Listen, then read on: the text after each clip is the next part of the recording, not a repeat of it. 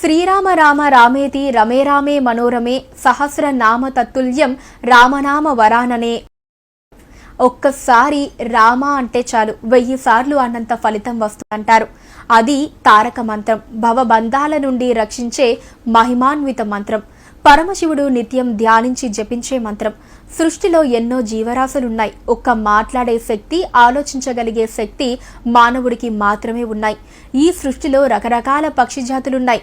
కొన్ని పక్షులకు చిన్ని చిన్ని పదాలు నేర్పితే తిరిగి అనగలిగే శక్తి సామర్థ్యాలు కలిగినవి కొన్ని ఉన్నాయి. అలాంటి ప్రత్యేకత కలిగిన పక్షి రామచిలుక. చూడటానికి పచ్చని రంగుతో అందంగా ఉండి మచ్చిక చేసుకోవటానికి, పెంచుకోవటానికి అనువుగా ఉంటుంది. వాటికి మంచి జ్ఞాపక శక్తి, అనుకరించి తిరిగి అనగలిగే నైపుణ్యం వాటి ప్రత్యేకత. అయితే చిలుకని రామచిలుక అని ఎందుకు పిలుస్తారు అనే సందేహం అందరికీ కలుగుతుంది. ఆ కారణాన్ని వివరిస్తూ ఒక కథ ప్రచారంలో ఉంది. అదేంటో తెలుసుకుందాం. ఏ పక్షికి లేని విలక్షణ భక్తి చరిత్ర రామచిలుకది.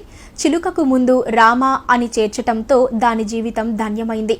పూర్వం ఒక చిలుక తన అంతిమ గడియలో రామనామం పలికి మోక్షం పొందిన కథ ఇది. ఆ చిలుక ఒక వేశ్య దగ్గర ఉండేది. ఆమె పేరు జీవంతి. ఆమె ఆనందం కోసం, తోడు కోసం, చిలుకంటే ఇష్టం వల్ల దానిని ఎంతో ప్రేమగా పెంచసాగింది. దానికి చిన్ని చిన్ని చక్కటి మాటలు, సరదా పాటలు నేర్పింది. ఆ చిన్ని చిలుక ముద్దు ముద్దుగా, మధురంగా మాట్లాడుతూ ఉంటే రోజంతా వింటూ ఆమె సంతోషించేది. అలా ఆ చిలుకతో సమయమే తెలిసేది కాదు. గంటలు నిమిషాల్లా గడిచిపోయేవి. ఈ విధంగా రోజు కొన్ని మాటలు నేర్పేది. ఆ క్రమంలోనే చిలుకకు రామ రామ అనే మాటలు కూడా నేర్పింది. శ్రీరామ అనమంటే చక్కగా పలికేది.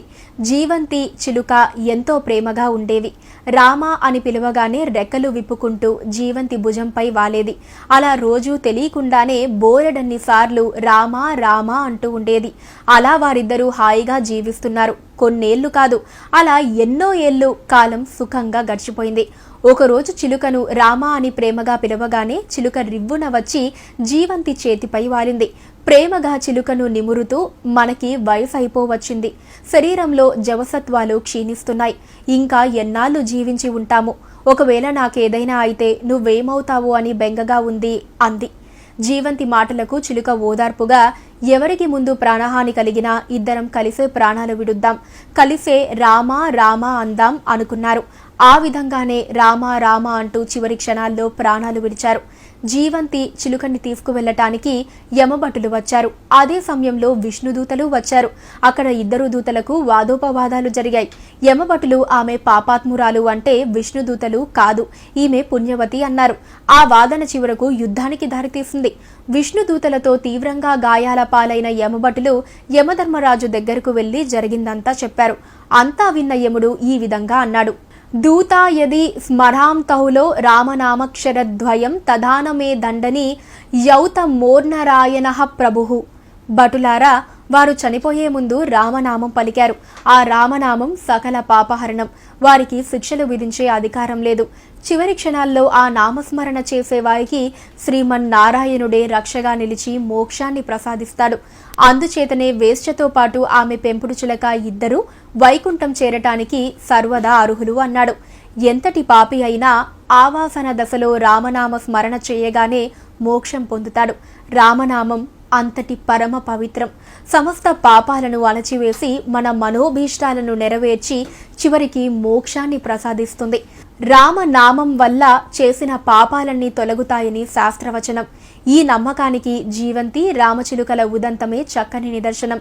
అలా శ్రీరాముణ్ణి స్మరించిన రామచిలుక జీవితం ధన్యమైంది. ఎక్కడ రామనామం వినపడుతుందో అక్కడ ఏ భయాలు ఉండవు.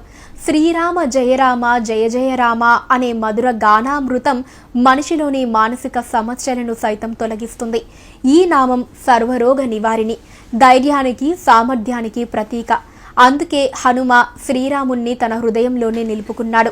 మన పెద్దలు ఏ కార్యం ప్రారంభించినా ముందు శ్రీరామ జయం అని లేదా శ్రీరామ అని రాసిన తర్వాతే మొదలు పెట్టేవారు. ఆ చిన్ని పక్షులను అలా పెంచుతూ వాటి చేత రామనామం పలికించటం వలన చిలుకలు రామచిలుకలు అయ్యాయి అని పెద్దలు చెబుతూ ఉంటారు. అదండి రామచిలుకలుగా అందరూ అనటంలో రహస్యం.